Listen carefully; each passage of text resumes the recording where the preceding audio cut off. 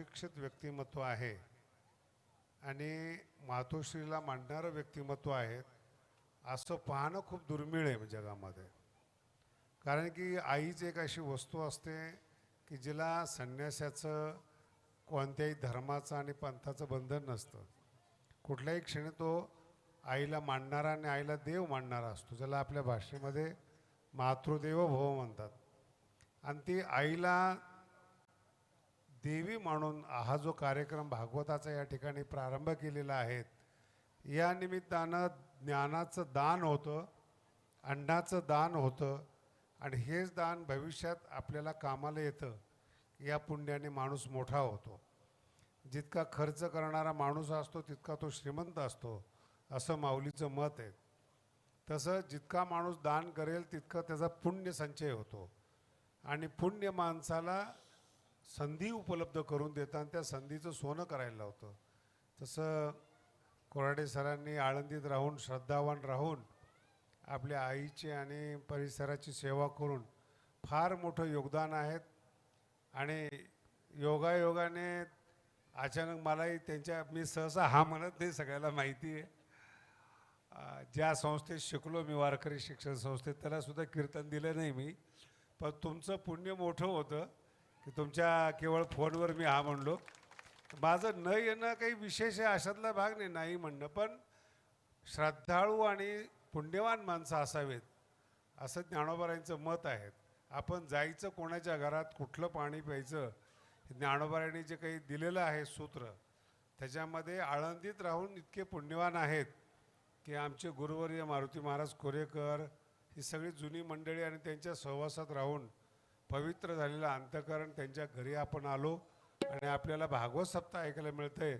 हे खरं म्हणजे पुण्याचं दान आहे, ज्ञानाचं दान आहेत. आणि अन्नदान खाऊ घालतो.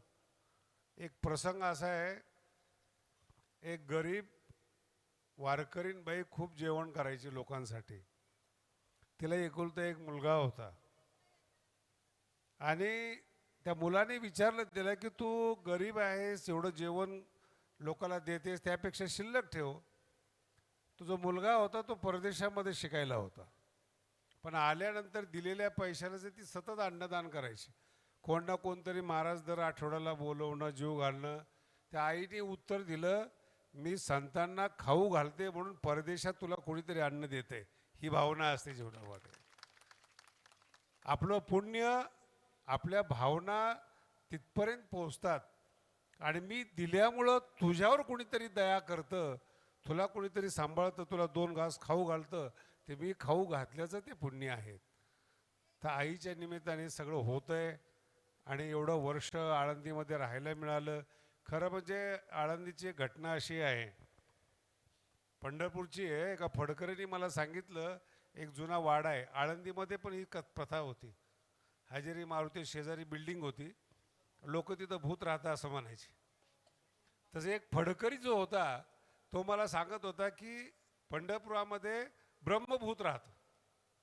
मी त्या फडकऱ्याला म्हणलं, अरे 300 वर्ष परंपरा असलेल्या घरात जन्माला आला, पंढरपूरला जर भूत असेल तर पांडुरंगाचा अपमान येतो. इथं अस्थि नास्ती उदकी असे आपलं आळंदी क्षेत्र आहे, ते इथे एखाद्या प्रेतात्माची कल्पना करणं ही किती मोठी चूक आहे.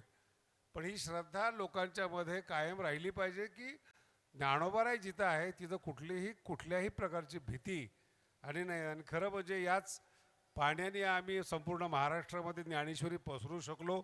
इथं परिसरामध्ये मधुकरी मागून आमचं जीवन गेलेलं आहे. इथल्या गुरुवर्यांनी आम्हाला शिकवलेलं आहे आणि गावकऱ्यांनी त्या काळामध्ये अतिशय उत्तम प्रेम दिलेलं आहे. त्याच्यामुळं त्यांच्या अन्नाला, त्यांच्या प्रेमाला आजपर्यंत आम्ही जागलेलो आहेत.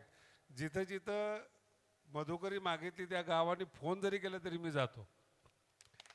कारण की आज जे वैभव आहे ते त्यांनी शिकवलं, त्यांनी अन्नदान दिलं, त्याचा परिणाम आहे की आम्ही आज महाराष्ट्रामध्ये या अवस्थेमध्ये आहोत. म्हणून इथून पुढेही गावकऱ्यांनी आणि लोकांनी पुण्य करा. पुण्य तुम्हाला या जीवनामध्ये मोठं करतं. अदृश्य रूपाने ते आपल्या पाठीमागं देवासारखं उभं असतं. एवढं बोलून भागवताला परवानगी देतो आणि आपण बोलवल्याबद्दल पुन्हा एकदा आभारी मानतो. ज्ञानेश्वर महाराज की जय.